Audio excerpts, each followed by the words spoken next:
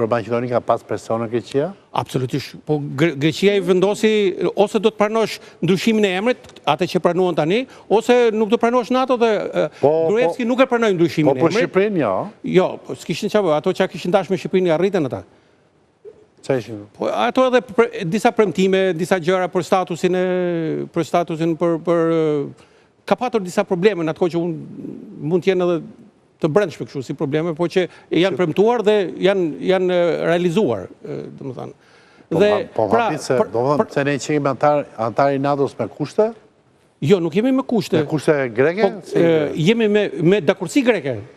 Nuk ka, po s'pa dakurtësi nuk mund të pranosh, është kategorike ajo punë. Dakor, po domethënë, kjo dakurtësia është dhënë me kusht apo pa kusht? Janë nuk po e tërheqti se e the një gjë dhe pastaj u bëre pak pishman. U dha dakurtësi tashmë, nuk ka kushte pa kushte. Ideja është ne jemi antar. Po ti the që ato që deshin i morën, të do e me ditë sa morën. Ata që vazhdojnë edhe sot, ne jemi vend antar i NATO-s dhe vazhdojnë edhe sot që të jetë ligji i luftës. Ke parasysh? Ka edhe probleme tjera që nuk mund të i pranojnë. Në 2008 Shqipëria bëhet antare e NATO-s në periudhën e Bush Junior. Dakor?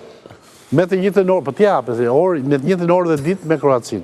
Tani, zoti Shala tha që dha diçka Shqipëria në mënyrë që u dha diçka që Greqia të jepte dakortësinë që Shqipëria të futej në NATO. Shala ndalon aty Gozej, cila është kjo që nuk thotë zoti Shala? U dhanë varezat greke. U dhanë varezat greke.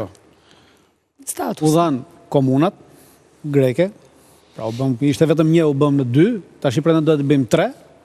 Me gjithë i marës. Pretendojmë të bëjmë 3, vjallë. Kush ishte komuna e dytë? Njëra ishte Dropulli, tjetra është komuna e... Dropulli ka qënë. Bashkia e Mars.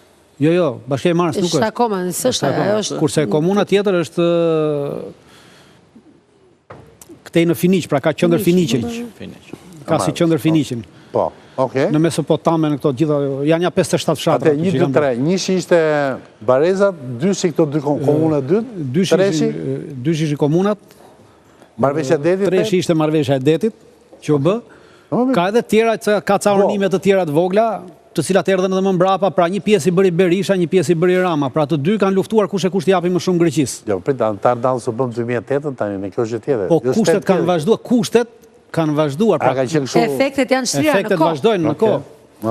Hoqëm në 2015 për shembull, hoqëm dorë nga toponimet shqiptare, nga toponimet shqiptare të Çamërisë në pasaportat shqiptare, pra e shitëm Çamërinë totalisht. Tha merreni se nuk e duam më. Dhe tashmë përdorim toponimet greke, është pjesë e këtyre marrëveshjeve të mëparshme, që vazhdojnë edhe implementohen edhe sot. Pra kjo është arsyeja që serbët, domthonjë, nuk i shqetëson shumë armatimi i Shqipërisë dhe i Kosovës, sesa i shqetëson që kroatët dhe shqiptarët kanë disa vlera të përbashkëta. Aleanca politike.